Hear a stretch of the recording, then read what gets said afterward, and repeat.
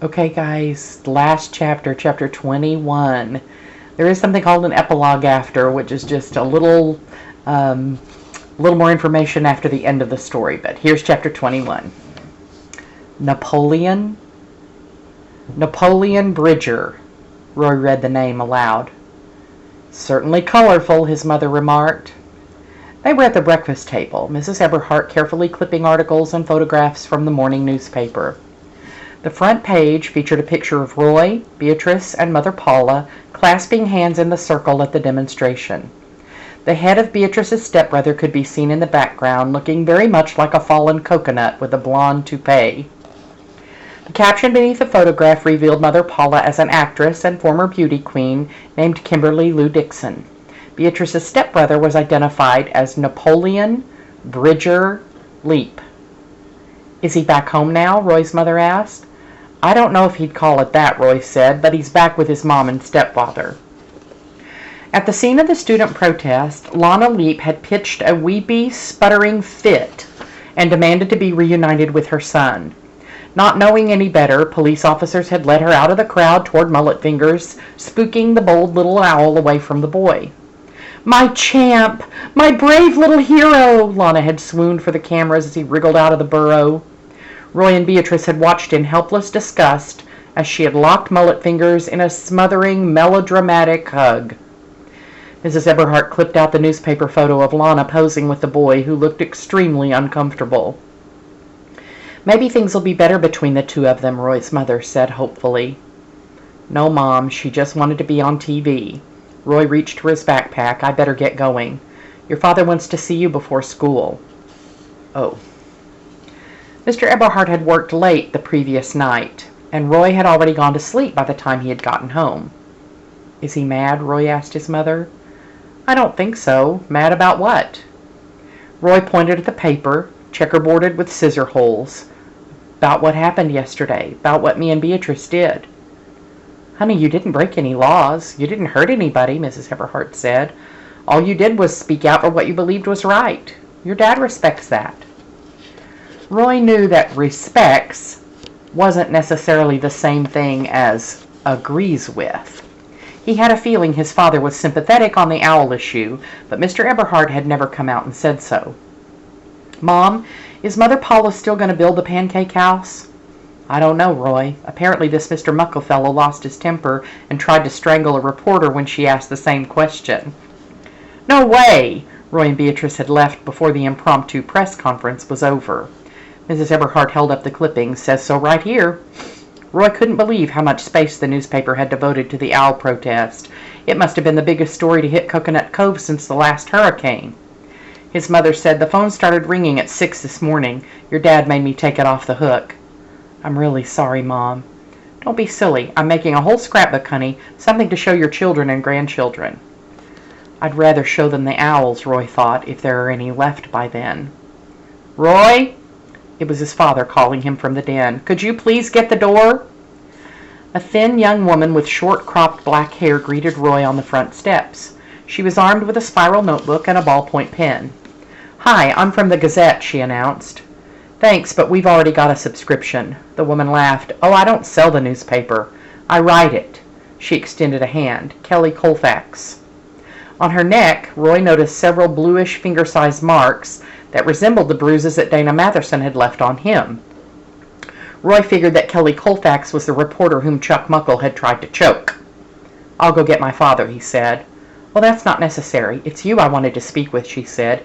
You are Roy Eberhardt, right? Roy felt trapped. He didn't want to act rude, but he certainly didn't want to say anything that might cause more trouble for Mullet Fingers. Kelly Colfax began firing questions. How'd you get involved in the demonstration? Are you friends with Napoleon Bridger Leap? Were you two involved in the vandalism incidents on Mother Paula's property? Do you like pancakes? What kind of pancakes? Roy's head was whirling. Finally he broke in and said, Look, I just went up there to stand up for the owls. That's all. As the reporter jotted down Roy's words, the door swung open and there stood Mr. Eberhardt, shaved, showered, and neatly dressed in one of his gray suits. Excuse me, ma'am, may I have a word with my son? Absolutely, said Kelly Colfax. Mr. Eberhardt brought Roy inside and closed the door. Roy, you don't have to answer any of her questions. But I just want her to know. Here, give her this. Roy's father clicked open his briefcase and removed a thick manila folder. What is it, Dad? She'll figure it out. Roy opened the folder and broke into a grin. This is a file from City Hall, isn't it? A copy, said his father. That's correct. The one with all Mother Paula's stuff? I tried to find it, but it wasn't there, Roy said. Now I know why. Mr. Eberhard explained that he had borrowed the file, Xeroxed every page, and then taken the material to some lawyers who were experts on environmental matters. So does Mother Paula's have permission to bury the Aldins or not, Roy asked. Was it in the file? His father shook his head. Nope. Roy was exultant, but also puzzled. Exultant, but also puzzled. Dad, shouldn't you be giving this to somebody at the Justice Department? Why do you want me to hand it over to the newspaper? Because there's something there that everybody in Coconut Cove ought to know. Mr. Eberhard spoke in a hushed and confidential tone. Actually, it's what isn't there that's important. Tell me, Roy said, and his father did. When Roy opened the front door again, Kelly Colfax was waiting with a perky smile. Can we continue our interview? Roy smiled brightly in return. Sorry, but I'm running real late for school. He held out the file. Here, this might help with your story. The reporter tucked her notebook under one arm and snatched the folder from Roy's hands. As she thumbed through the documents, the elation on her face dissolved into frustration. What does all this stuff mean, Roy? What exactly am I looking for? I think it's called an EIS, Roy said, reciting what his father had told him, which stands for Environmental Impact Statement. Right, of course, the reporter said. Every big construction project is supposed to do one. That's the law. Yeah, but Mother Paula's EIS isn't in there. You're losing me, Roy. It's supposed to be in that file, he said, but it's not. That means the company never did one. Or they lost it on purpose. Ah, Kelly Colfax looked as if she had just won the lottery. Thank you, Roy, she said, embracing the folder with both arms as she backed down the steps. Thank you very, very much. Don't thank me, Roy said under his breath. Thank my dad, who obviously cared about the owls too. And that's the end of the chapter. But then there is this epilogue, which is just a continuation of the story to kind of tell us a little more about what happened. So here's the epilogue. During the following weeks, the Mother Paula story mushroomed into a full-blown scandal. The missing environmental impact statement made the front page of the Gazette and ultimately proved to be the fatal blow to the Pancake House project. It turned out that a thorough EIS had been completed, and that the company's biologists had documented 3 mated pairs of burrowing owls living on the property. In Florida, the birds were strictly protected as a species of special concern, so their presence on the Mother Paula's site would have created serious legal problems and a public relations disaster if it had become widely known. Consequently, the environmental impact statement conveniently disappeared from the city files. The report later turned up in a golf bag owned by Councilman Bruce Grandy, along with an envelope containing approximately $4,500 in cash. Councilman Grandy indignantly denied that the money was a bribe from the pancake people. Then he rushed out and hired the most expensive defense lawyer in Fort Myers. Meanwhile, Kimberly Lou Dixon quit her TV role as Mother Paula, declaring she couldn't work for a company that would bury baby owls just to sell a few flapjacks. The climax of her tearful announcement came when she displayed her life membership card from the Audubon Society, a moment captured by Entertainment Tonight, Inside Hollywood, and People magazine, which also published the picture of Kimberly Lou, Roy, and Beatrice hand in hand at the owl protest. It was more media attention than Kimberly Lou Dixon had received as the Miss America runner-up or even as the future star of Mutant Invaders from Jupiter 7. Roy's mother kept track of the actress's soaring career in the show business columns, where it was reported that she'd signed a deal to appear in the next Adam Sandler movie. By contrast, the owl publicity was a nightmare for Mother Paula's All-American Pancake Houses Incorporated, which found itself the subject of an unflattering front-page article in the Wall Street Journal. Immediately, the price of the company's stock began sinking like a stone. After going wacko at the groundbreaking ceremony, Chuck E. Muckle got demoted to the post of Assistant Junior Vice President. Although he did not go to jail for choking the newspaper reporter, he was forced to take a class called How to Manage Your Anger, which he failed. Soon afterward, he resigned from the Pancake Company and took a job as a cruise director in Miami. In the end, Mother Paula's had no choice but to abandon its plan to put a restaurant on the corner of East Oriole and Woodbury. There were the nagging headlines about the missing EIS, the embarrassing resignation of Kimberly Lou Dixon, the TV footage of Chuck Muckle throttling Kelly Colfax, and last but not least, those darn owls. Everybody was upset about the owls. NBC and CBS sent film crews to Trace Middle School to meet with the student protesters as well as faculty members. Roy lay low, but he later heard from Garrett that Miss Hennepin had given an interview in which she praised the kids who took part in the lunchtime protest and claimed that she had encouraged them to protest. Roy was always amused when grown-ups lied to make themselves look important. He wasn't watching TV that evening, but his mother burst in to report that Tom Brokaw was talking about him and Beatrice on the network news. Mrs. Eberhardt led Roy to the living room just in time to hear the president of Mother Paula's promise to preserve the Coconut Cove property as a permanent sanctuary for burrowing owls and to donate $50,000 to the Nature Conservancy. We want to assure all our customers that Mother Paula's remains strongly committed to protecting our environment, he said, and we deeply regret that the careless actions of a few former employees and contractors may have put these unique little birds in jeopardy. What a crook, Roy muttered. Roy Andrew Eberhardt. Sorry, Mom, but the guy's not telling the truth. He knew about the owls. They all knew about the owls. Mr. Eberhardt muted the TV set. Roy's right, Lizzie. They're just covering their butts. Well, the important thing is you did it, Roy's mother told him. The birds are safe from the Pancake people, and you should feel great about that. I do, Roy said, but it wasn't me who saved the owls. Mr. Eberhardt came over and put a hand on his son's shoulder. You got the word out, Roy. Without you, nobody would have known what was happening. Nobody would have shown up to protest the bulldozing. Yeah, but it all started because of Beatrice's stepbrother, Roy said. He's the one who should have been on Peter Brokaw or whatever. The whole thing was his idea. I know, honey, Mrs. Eberhardt said, but he's gone. Roy nodded. Sure looks that way. Mullet Fingers had lasted less than 48 hours under the same roof with Lana, who'd spent most of that time on the telephone trying to drum up more TV interviews. Lana had been counting on her son to keep the Leap family in the limelight, which was the last place he wanted to be. With Beatrice's assistance, the boy had snuck out of the house while Lana and Leon were arguing about a new dress that Lana had purchased for $700 in anticipation of appearing on the Oprah Winfrey Show. Nobody from Oprah's program ever called Lana back, so Leon had demanded that she return the dress and get a full refund. When the Leap shouting reached the same approximate decibel level as a B-52, Beatrice lowered her stepbrother out a bathroom window. Unfortunately, a nosy neighbor had mistaken the escape for a burglary in progress and had notified the police. Mullet Fingers made it only 2 blocks before speeding patrol cars surrounded him. Lana had been furious to learn her son was up to his old runaway tricks. Out of spite, she told the officers that he'd stolen a valuable toe ring from her jewelry box and demanded that he be locked up in juvenile detention to teach him a lesson. There the boy had lasted only 17 hours before breaking out, this time with an unlikely accomplice.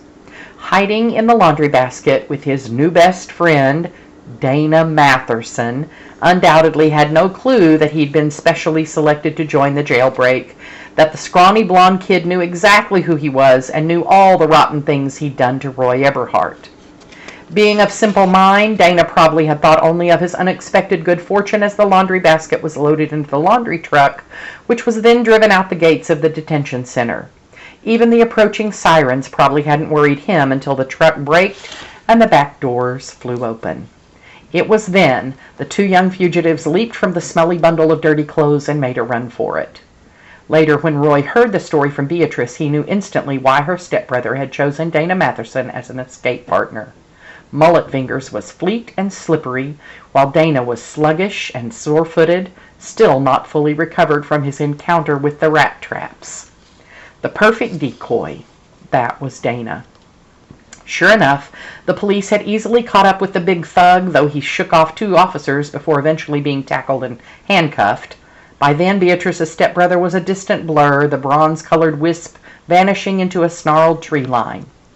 The police never found him, nor did they search particularly hard. Dana was the prize catch, the one with the rap sheet and the bad attitude. Roy couldn't find Mullet Fingers either. Many times he'd ridden his bicycle to the junkyard and checked the JoJo's ice cream truck, but it was always empty. Then one day the truck itself vanished, dragged off and pressed into a rusty cube of scrap metal. Beatrice Leete knew where her stepbrother was hiding, but he had sworn her to secrecy. "Sorry, Tex," she told Roy, "I made a blood promise." So yes, the kid was gone. And Roy knew he'd never see Napoleon Bridger again, unless he wanted to be seen. "He'll be all right. He's a survivor," Roy said for his mother's benefit. "I hope you're right," she said, "but he's so young." "Hey, I've got an idea." Roy's father jangled the car keys. "Let's go for a ride." When the Eberhards arrived at the corner of Woodbury and East Oriole, 2 other vehicles were already parked at the fence gate. One was a squad car, the other was a blue pickup truck. Roy recognized both of them. Officer David Delinko had stopped on his way home from the police station, where he had received another commendation from the chief, this time for aiding in the recapture of Dana Matherson. Leroy Curly Brannett, who was temporarily between jobs, had been driving his wife and mother-in-law to the outlet mall when he had decided to make the brief detour. Like the Eberhards, they had come to see the owls. As dusk fell, they waited in a friendly and uncomplicated silence, though there was plenty they could have talked about. Except for the fence with its fading streamers, the land bore no sign that the Pancake House people had ever been there. Curly's trailer had been towed, the earth-moving machines hauled away, the traveling Johns returned to the toilet rental company.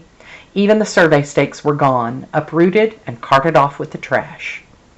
Gradually the night air filled with the buzz of crickets, and Roy smiled to himself, remembering the boxful he had released there. Obviously the owls had plenty of other bugs to eat. Before long, a pair of the birds popped out of a nearby burrow. They were followed by a wobbly-legged youngster that looked as fragile as a Christmas ornament. In unison, the owls rotated their onion-sized heads to stare at the humans who were staring at them.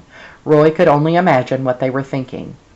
"I gotta admit," Curly said with a fond grunt, "they're kinda cute." One Saturday, after the Mother Paula scandal had died down, Roy went to watch Beatrice and her friends play a soccer game. It was a sweltering afternoon, but Roy had resigned himself to the fact that there was no change of seasons in South Florida, only mild variations of summer. And though he missed the crisp Montana autumns, Roy found himself daydreaming less often about the place. Today the sun lit up the green soccer field like a neon carpet, and Roy was happy to peel off his t-shirt and bake. Beatrice scored 3 goals before she noticed him sprawled in the bleachers. When she waved, Roy gave her 2 thumbs up and chuckled, because it was pretty funny. Beatrice the bear waving at Tex, the new kid. The high sun and the steaming heat reminded Roy of another bright afternoon not so long ago, in a place not so far off. Before the soccer match ended, he grabbed his shirt and slipped away. It was a short ride from the soccer field to the hidden creek. Roy chained his bike to a gnarly old stump and picked his way through the tangled trees. The tide was very high, and only a weather-beaten wedge of the Molly Bell's pilot house showed above the water line. Roy hung his sneakers on a forked limb and swam out toward the wreck, the warm current nudging him along. With both hands, he grabbed the lip of the pilot house roof and hoisted himself up on the warped bare wood. There was hardly enough space for a dry perch. Roy lay on his belly, blinked the salt from his eyes, and waited. The quiet wrapped around him like a soft blanket.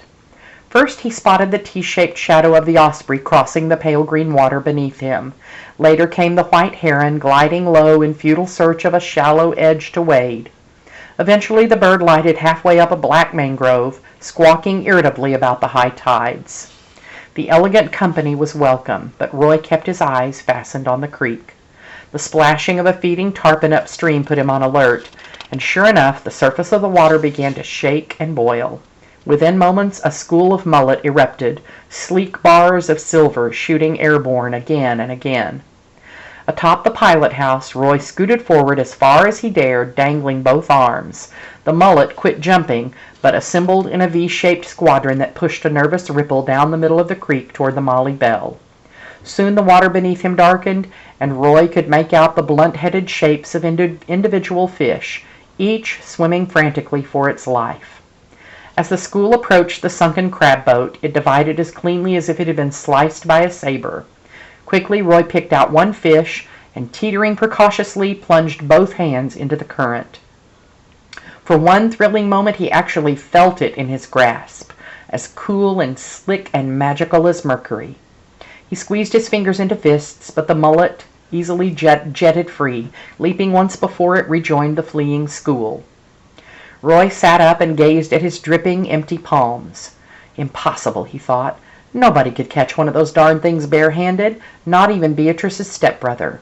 It must have been a trick, some sort of clever illusion. A noise like a laugh came out of the dense, knotted mangroves. Roy assumed it was the heron, but when he looked up, he saw that the bird had gone. Slowly he rose, shielding his brow from the sun's glare. You guys thinking what I am, who that is? Is that you? He shouted. Napoleon Bridger, is that you? Nothing. Roy waited and waited until the sun dropped low and the creek was draped in shadows. No more laughing sounds came from the trees. Reluctantly, he slid off the Molly Bell and let the falling tide carry him to shore. Robotically, he got into his clothes, though when he reached for his shoes, he saw that only one was hanging from the forked bough. His right sneaker was missing. Roy put on the left sneaker and went hopping in search of the other. He soon found it half submerged in the shallows beneath the branches where he figured it must have fallen. Yet when he bent to pick up the shoe, it wouldn't come loose. The laces had been securely entwined around a barnacle-encrusted root. Roy's fingers trembled as he undid the precisely tied clove-hitch knots. He lifted the soggy sneaker and peeked inside. There he spied a mullet, no larger than a man's index finger, flipping and splashing to protest its captivity. Roy emptied the baby fish into his hand and waded deeper into the creek. Gently he placed the mullet in the water, where it flashed once and vanished like a spark. Roy stood motionless, listening intently, but all he heard was the hum of mosquitoes and the low whisper of the tide. The running boy was already gone. As Roy laced on the other sneaker, he laughed to himself. So the great bare-handed mullet grab wasn't a trick. It wasn't impossible after all. Guess I'll have to come back another day and try it again, Roy thought. That's what a real Florida boy would do. You think it was him?